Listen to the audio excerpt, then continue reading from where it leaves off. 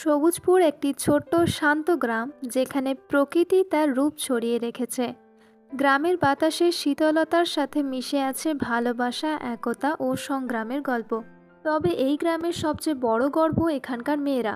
তারা সংসার চালানোর সাথে সাথে স্বপ্ন বাস্তবায়ন করে। শহর থেকে অর্পিতা নামের এক কিশোরী তার দিদার কাছে সবুজপুরে এলো।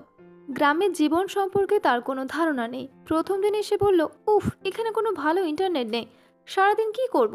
দিদা মৃদু হেসে বললেন, ইন্টারনেটের বাইরেও অনেক কিছু শেখার আছে মা, শহরের জীবনই তো সবকিছু শেষ নয়। অর্পিতা কিছুটা অবাক হলো।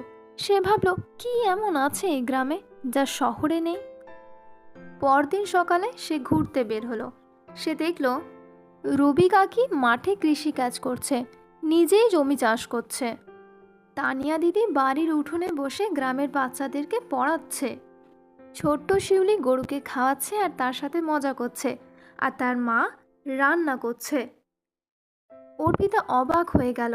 সে ভাবল, গ্রামের মেয়েরা এত কিছু করে, অথচ আমরা ভাবি তারা কিছুই জানে না।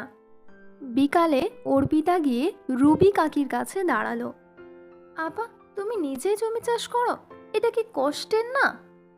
রুবি হাসলো। কষ্ট কেবল তখনই কষ্ট যখন তা ভালোবাসা ছাড়া করা হয়। আমরা নিজের হাতে ফসল ফলাই, তাই এর আনন্দটাই অন্যরকম। সেদিন থেকে অর্পিতা ঠিক করলো সে গ্রামকে আরও সুন্দর করে তুলবে। সে গ্রামের শিশুদের জন্য একটা পাঠশালা বানানোর পরিকল্পনা করলো। সে বলল, আমরা যদি সবাই মিলে চেষ্টা করি তাহলে গ্রামের মেয়েরাও শহরের মতো পড়াশোনা করতে পারবে। সবাই রাজি হয়ে গেল আর তারা টাকাও জোগাড় করে ফেলল। তারপর অর্পিতা আবার শহরে ফিরে গেল। কয়েক মাস পরে সে আবার সবুজপুরে এলো।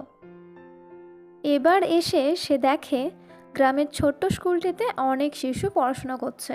সুফিয়া দিদা মৃদু হেসে বললেন, একটা পরিবর্তনের জন্য একজনের উদ্যোগই যথেষ্ট।